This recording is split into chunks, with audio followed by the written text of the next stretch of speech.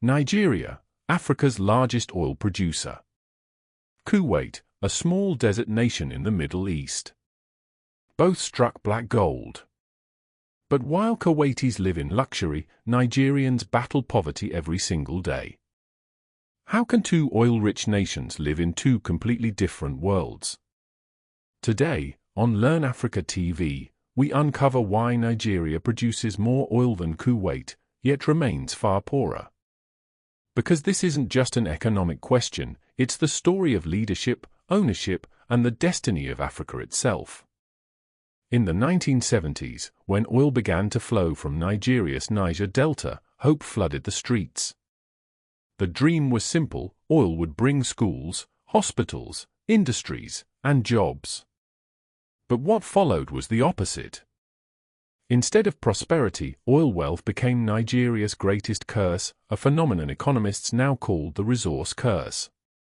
Nigeria pumps about 1.5 million barrels of oil daily, Kuwait about 2.4 million.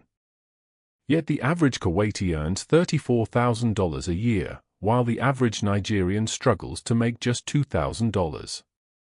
That's not just a statistic, it's a mirror reflecting inequality, corruption, and mismanagement that bleed the nation dry.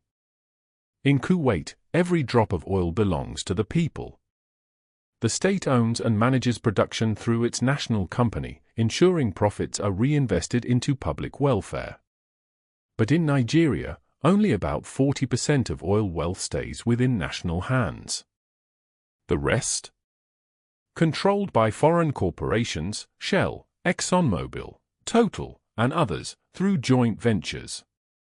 When ownership slips away, so does power. Nigeria's problem is not the lack of resources, it's the lack of control. When you don't own what you produce, you can't determine your future. Here's the irony: Nigeria, one of the world's largest oil producers, imports most of its refined fuel. Why? Because its refineries are broken, outdated, or deliberately neglected. To refine crude, Nigeria sells its oil to international traders, then buys back refined fuel at higher prices, in US dollars. Yes, Nigeria buys what it already owns. A system designed to enrich the few, not empower the nation. The Dangote Refinery saga of 2025 exposed it all: the invisible networks of middlemen, cartel control, and policy capture. It revealed how a handful of individuals can hold an entire country hostage. Every year, billions of dollars leak out of Nigeria's oil economy through corruption, oil theft, and fraudulent subsidies. Funds that should build schools, hospitals, and industries vanish into private accounts. Meanwhile, the people, the real owners, are left behind. But here's what Kuwait does differently. It saves and invests oil profits transparently. Through the Kuwait Investment Authority, it channels revenue into healthcare, education, and long-term national wealth. That's the difference between spending wealth and building wealth. So, what's the way out for Nigeria and other African nations? Here are 5 strategic lessons from Kuwait's success. National ownership: reclaim majority control of oil operations.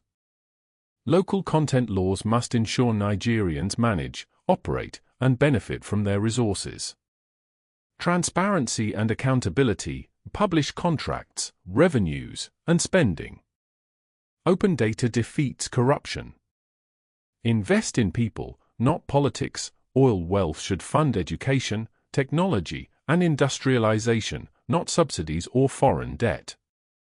Diversify beyond oil. Kuwait is now investing heavily in renewable energy and finance. Nigeria must expand into agriculture, manufacturing, and innovation. Strengthen sovereign wealth management. Nigeria's sovereign wealth fund must be independent, audited, and future-focused. Africa must stop exporting crude oil and importing poverty. It's time to refine, produce, and export finished value to create African wealth on African soil for African people. Across the continent, a quiet revolution is rising. From Ghana to Senegal, Uganda to Burkina Faso, leaders are renegotiating contracts, demanding local control and building a new model of ownership. The future belongs to nations that see oil not as a curse, but as a tool for transformation. Africa's problem was never oil, it was leadership, vision, and courage. The question isn't why is Kuwait richer? It's when will Africa rise and claim what's truly hers? This is LearnAfrica TV, uncovering the truth behind Africa's wealth, power, and potential. Subscribe, share this message, and join the movement to build a continent that no longer exports poverty, but prosperity.